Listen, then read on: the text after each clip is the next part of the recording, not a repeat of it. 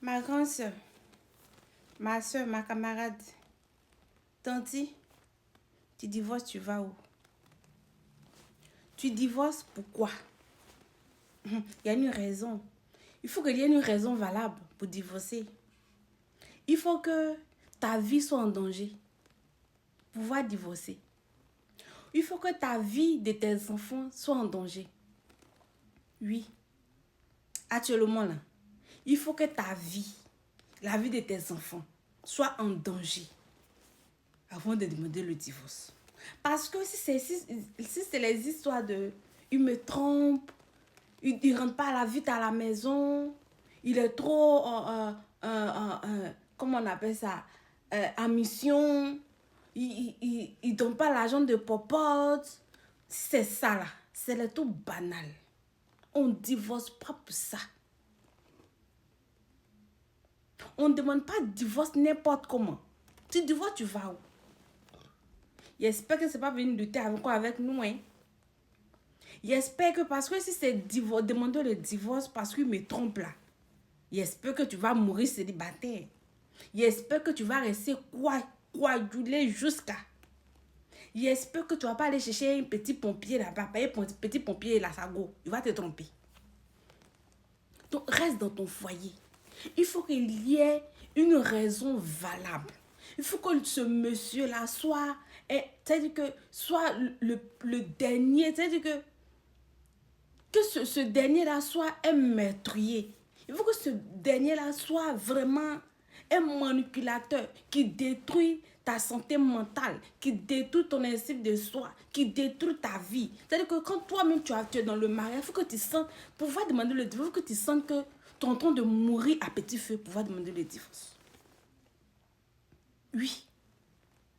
Il faut que ça soit vraiment ta raison de demander le divorce là.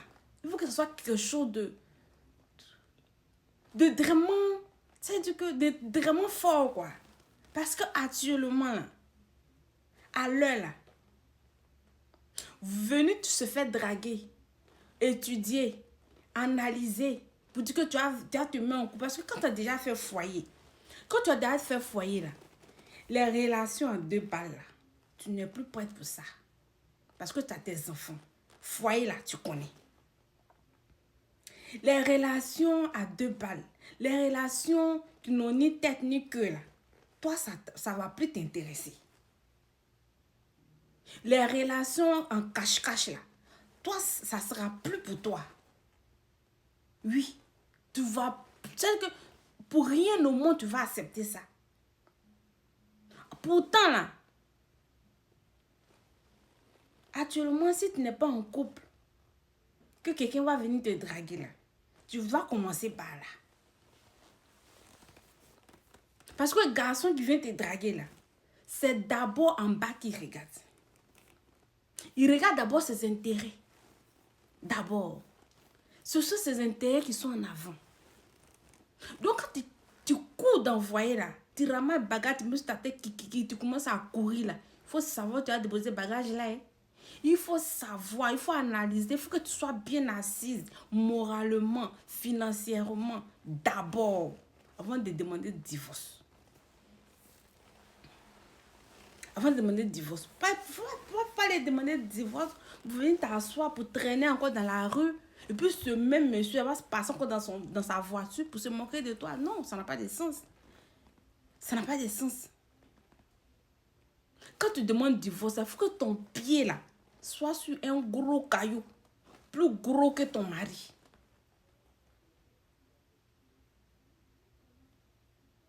Il faut que ton pied soit sur un caillou très gros. Plus que ton mari. Avant de demander le divorce. Comme je l'ai dit bien, je précise. Il faut que ta vie soit en danger. Il faut que ce monsieur-là, tout le monde trouve que, c'est-à-dire que tout le monde juge que c'est quelqu'un de très toxique.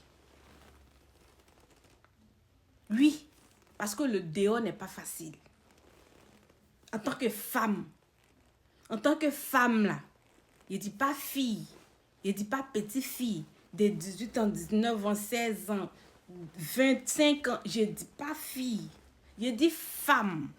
En tant que femme, là, le dehors n'est pas facile. Le dehors est très méchant. Le dehors est très mauvais. Donc, si tu te quittes dans ton foyer, là, il faut savoir où tu as déposé tes bagages. Si tu as déjà trouvé où tu as mis tes bagages, là, oui, demande divorce. Parce que on est entre nous femmes, personne ne peut conseiller à sa camarade de mourir dans un foyer. Non, on sauve nous tous nos vies. Mais quand tu ramasses bagages, là, il faut savoir où tu vas aller déposer. Ne pas aller ramasser bagages pour venir traîner encore dans la rue, venir traîner encore de tel, tu sais pas de quoi tu vas faire de ta vie. Tu n'as pas un bon travail, tu n'as pas une belle vie, tu n'as rien, voilà. Tu n'as pas quelqu'un pour te soutenir, rien de rien. C'est pas facile. Même quand tu quittes une relation toxique, mariage toxique, mariage où toi mets ta vie en danger, là, quand tu quittes là-bas, là, c'est pas facile. La vie ne te fait pas cadeau. C'est pas parce que tu as trop souffert là-bas, dès que tu sors de la net, là, tout est rose devant toi. Non, tu vas subir. Tu vas subir d'abord des choses avant que Dieu te fasse grâce. Pour que tu sois heureuse ailleurs, dans un autre foyer ou je ne sais pas où, dans un travail où tu es bien assis financièrement. Avant. Mais avant de te retrouver là, toi-même tu vas sentir la chose. Tu vas sentir que, payer maison n'est pas facile. Facture d'électricité c'est pas facile. Tu vas sentir ça. Et puis encore, si tu as eu des enfants là-bas, ça devient compliqué. Ça devient compliqué. Ça devient compliqué. Donc, avant de quitter ton foyer, avant de demander divorce là, il faut réfléchir. Ton cerveau n'a qu'à tourner 10 000 fois, 100 000 fois. Avant de dire, monsieur, je vais quitter le foyer. Avant d'appeler avocat, pardon, viens au secours, je vais divorcer. Parce que ça ne sera pas facile. Ça ne sera pas facile. C'est vrai que, voilà, chacun fait ce qu'il veut. C'est vrai que chacun décide de faire de sa vie ce qu'il peut faire. Mais souvent, si tu as une bonne personne à côté de toi, tu te dis, ma chérie, ça là, c'est rien, attrape ton cœur. C'est rien. Il faut supporter. Il faut supporter. Il y a des trucs banals. Il y a des trucs banals pour dire qu'il me trompe. Quand tu sors de là parce que ton mari te trompe, parce que tu sors de là. Donc parce que ton mari te trompe, tu sors de là. Là où tu vas aller là, tu vas aller te mettre en couple parce que tu es une femme. Si tu es encore jeune, tu vas vouloir encore te remarier. Là où tu vas là, lui il est comment? Il ne sera pas parfait. Peut-être qu'il ne va pas te tromper, mais il y a autre chose qu'il va faire. Tu ne vas pas te plaire. Il y a des choses qu'il va faire là-bas qui ne va pas te plaire. Il ne va pas te tromper, oui, on est d'accord. Mais il y a quelque chose qu'il va faire qui ne va pas te plaire. Tu vas dire, mon mari au moins il me trompait, mais il ne faisait pas ça. Nous, on se connaît. L'être humain n'est jamais satisfait. Mon mari au moins, mon ex-époux au moins, il me trompait, il me faisait ça, mais ça, sûrement, il ne m'a jamais fait ça. Tu vas trouver quelque chose encore à dire. Donc, maman, si ta vie n'est pas en danger, là, pardon, reste dans ton foyer. Demande pardon. Le dehors est mauvais. Le dehors, là, c'est pas bon. Le dehors n'est pas bon. Reste dans ton foyer là-bas.